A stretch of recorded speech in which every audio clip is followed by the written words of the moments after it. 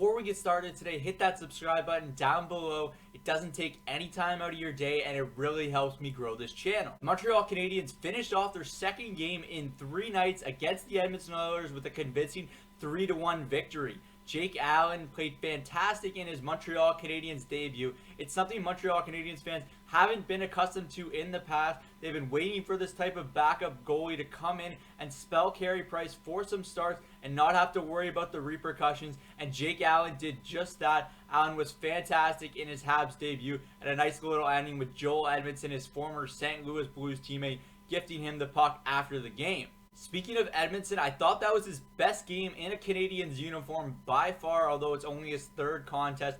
I really just thought he was stable on the back end. He had really good gap control, and he was a big part of why the penalty kill found so much success in this game. I really think that moving forward, Edmonton can play a big role on this team in the top 4. We just need to have a little more patience in regards to his style of play. Special teams were a huge reason why the Canadiens wound up victorious on Monday night. You look at the penalty kill, and it was aggressive for the first time this season. I was really impressed with what they were doing down a man.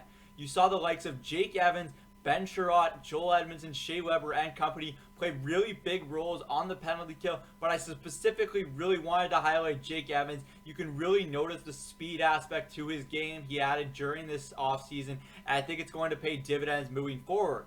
Both the power play and the penalty kill were causes for concern headed into the season, but both have definitely performed up to expectations early on in this season. I really like the Canadiens' puck movement on the power play right now, and their ability to gain the zone is something Habs fans haven't seen in a long time.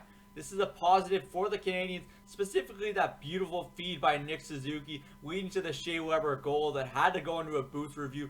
First of all, I can't believe that had to go into a booth review. Jeff Petrie was nowhere near Koskinen in the crease, and Shore definitely pushed him in, if that even means anything.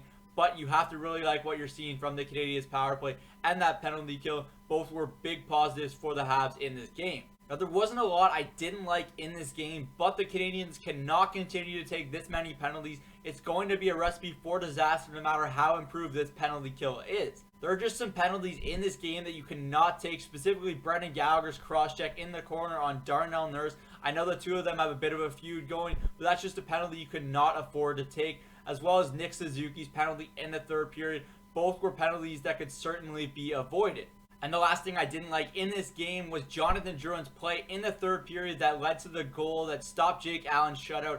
I just really think that was a hero move at his blue line, and there was no need for it this late in the game, especially when your goalie has a shutout going in his debut as a Canadian. That's it for me today from Cook's Corner. As always, give this video a thumbs up and comment your thoughts on the Canadiens' 3-1 victory over the Edmonton Oilers down below. I really appreciate your thoughts, and I will always take the time to reply to your comments. I'm Zach Cook. We'll see you later.